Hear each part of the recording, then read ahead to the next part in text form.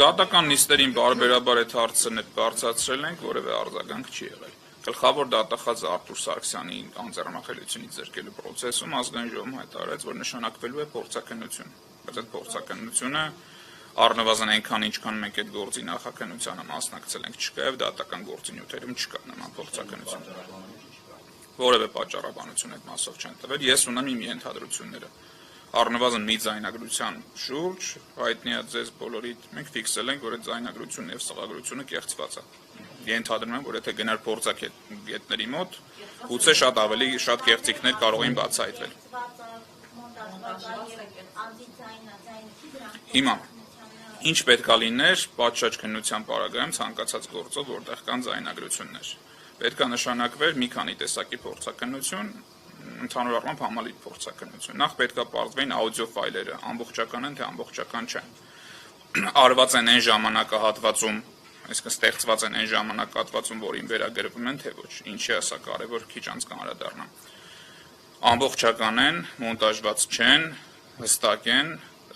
այլ ձևափոխման ենթակա չեն, օրինակ ձայնը բարձրացված, իջեցված եւ այլն, որևէ տեսակի միջամտություն չկա։ Դրանից հետո արդեն ձայնային ոնց որ էկվալայզերների միջոցով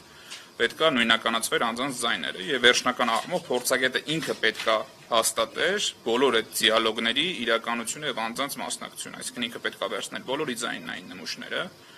երբեմն մեղադրյալները կամավոր են այդ տալիս, երբեմն եթե հրապարակային գործունեություն են իրականացնում ցանկացած տեղից կարող են ձայնը վերցնել, ընդհանուր քննչական գործողությունների արձանագրությունից իսկ նմուշները, սեմպլները միշտ կարող են վերցնել, համադրելով վերջնական փորձագետի իր եզրակացությամբ ինքն է տալիս բոլոր այդ դիալոգների համապատասխանությունը իրական լինելը եւ որ արտահայտությունը ում կողմից է կատարվել։ Որևէ փորձաքննություն չկա, այս պարագայում սա ստացվում է, ինչպես գործընկերս ասեց, օդում ինչ որ մեկի ինչ որ պաշտոնատար անձի ենթադրած թե ով ինչ է խոսում, որևէ ապացույց լրացուցիչ չկա դրա վերաբերյալ եւ որևէ տվյալ չկա ժամանակային փոփոխություն կամ որևէ միջամտություն առկա նյութերում, ձայնագրություններում թե ոչ։ Ինչ եմ ժամանակագրության վրա շեշտադրում կատարում, որովհետեւ մենք օրինակ գործի նյութերում տեսել ենք, որ երկու ԱԱԾ-ի աշխատողներ նույն խոսակցությունը մեկը վերագրել է օրինակ պայմանական թիվ եմ ասում փետրվարի 4-ին, մյուսը փետրվարի 10-ին։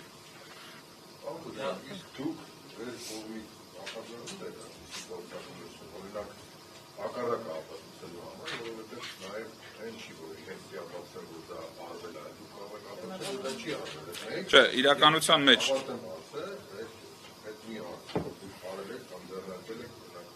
անկախ փորձագետի կամ միջազգային փորձագետի ելնելով նրանից, որ Հայաստանում այդ դերասեր փորձագետները մեկ-երկու մատերի վրա աշխատանքի կարող են անել, անուններն էլ գիտենք, գուցե նրանք հրաժարվել են, գուցե նաև արդեն պատվիրել են ունեն տվյալները եւ դուք տեղյակ եք, որ արվել է փորձագետը։ Սենց ասեմ, մենք որևէ առարկություն չէինք ունենալու, եթե իրանք բերեին փորձաքննությունով հիմնավորեին, ասեին, այս ձայնագրությունները ամբողջական են, կոնկրետ այս մարդիկ են խոսում, մենք խորանանք բովանդակության մեջ։ Որտեղ բովանդակությունը ինքնին պրոբլեմատիկ չի։ Կա հարցի բովանդակային կողմը եւ կա հարցի իրավական կողմը։ Բովանդակությանը շուտով անդրադառնալու ենք դատական նիստերի ընթացքում, ցույց տալով, որ ապօրինի որևէ բան չի պլանավորվել ըստ այդ ձայնագրությունների։ Ճիշտ եմ հասկանում, դա այն նույն փորձաքննությունների այն կեղծված որ հասում ենք, հանցագործության մասին հաղորդում ենք։ Այս պարագայում մենք պնդել ենք, որ կեղծված է զննության արձանագրությունը, որտեղ ձայնագրությունը մեզ տրվել է ինչ որ չափով, մենք այդ ձայնագրությունը լսելով հասկացել ենք, որ քննիչը կոնտեքստից կտրել է դիալոգը եւ փորձել է ներկայացնել այլ կերպ։ Այո։ Առաջին դատական նիստերի ընթացքում դատախազները հայտարարում էին, որ ամեն ինչ իդեալական է, ոչ մի խնդրեմ չկա, կեղծիքներ չկան եւ այլն։ Հաջորդի դատական նիստերի ընթացքում ասացին, դե գիտեք, չենք բացառում, որ կարող է այդպիսի բան լինի, բայց եկեք ապացույցները հետազոտենք, նոր հասկանանք։ Սա շատ խնդրահարույց է, որտեղ մեղադրանքը հաստատած դատախազը ինքը պատասխանատու է իր վերած ապացույցների համար։ Նորմալ պայմաններում, եթե լի գործ ունենք օբյեկտիվ քննության հետ, այդ դատախազը ինքը պետք է շահագրգռված լիներ րոպե առաջ վարույթ նախաձեռնել, որպեսզի պարզի հանկարծ կարող է իրեն ներքևից հրամցված ապացույցը կեղծիք է եւ ինքը ստիպված դատանում պետք է դա բերի ներկայացնի խայտարակ լինի։ Բայց մենք տեսնում ենք, որ տևական ժամանակ իրենք անտեսում են, մենք մեր նախաձեռնությամբ հաղորդում ներկայացրեցինք հակակոռուպցիոն կոմիտե ընդհանրապես չքննարկվեց բովանդակային առումով, հիմա ասել ենք արդեն հակակոռուպցիոն դատարան բողոքարկում ենք։ Դա մեկին գումարած մեկ վիճակ է իրականում։ Մենք վերցնում ենք ձայնագրությունը, լսում ենք եւ տեսնում ենք տեքստը, որը քննիչ կազմել է, իրար հետ չեն բռնում հատվածական առումով։ Այստեղ ակնհայտորեն առնվազն պաշտոնական անփութության հանգամանքը կա, եթե չասենք դիտավորությունը պետք է բացահայտվի, իսկ եթե մենք տեսնում ենք քննչական կոմիտեի տարածված հաղորդագրությունները այս կոնտեքստում, մեր համար գոնե կասկածելի չի, որ դա դիտավորությամբ արված։ Այդ դեպքում եթե դուք չեք առարկում գործակնությունից հետո կարող է եւ արտադրության ինքնին ինչ նախնդիրը եթե դուք բովանդակության մեջ ոչ մի բան չեք տեսնում, չէ՞ որ ժամանակ է դեպքում։ Դուք ասում եք գործակններ, իրանք չեն գործակնելու, որ մարդիկ գանելով դա չի արդյոք բովանդակությանը պարզեք որ ոչ մի բան չկա մարդիկ։ Այս ձեր հարցից բխեցումը մեր հաջորդ քննարկումը այս ընթացքում դատական process-ի տևական լինել եւ ինչ պատճառով դա եղել։ Այդ դատավարությունը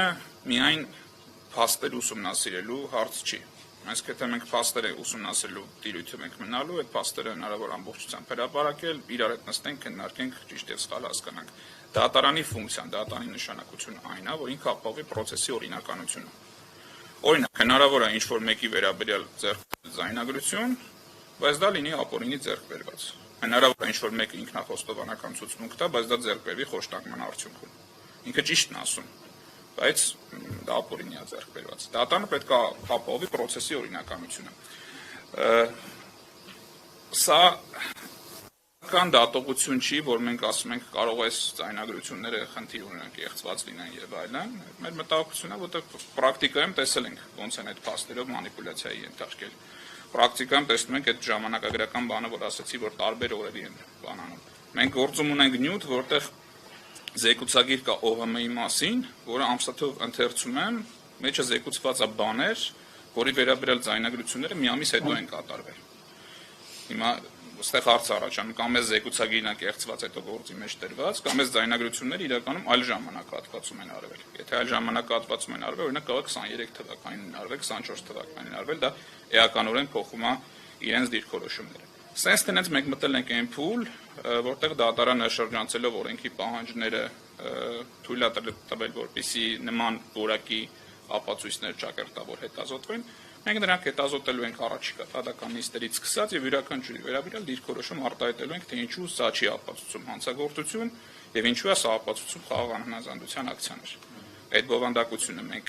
եւ դատական նիստերի ընթացքում ենք հնարավոր լինելու բանալ եւ յուրաքանչյուր դատական նիստին հետազոտվելիք նյութը մենք նաեւ այս ֆորմատով ձեր հետ բարբերաբար կիսվելու ենք, որպեսզի եւ այդ ձանձրալի տաղտկալի process-ին ստիպված չլինեք ժամերով հետևելով ինչ-որ դատողություններ անել, այլ ձեռքի տակ ունենալով բոլոր այդ ապացույցները ինքնուրույն հետևություններ կատարել։ Իրենք պետք է անեն, խնդիրն է, որ իրենք պետք է անեն։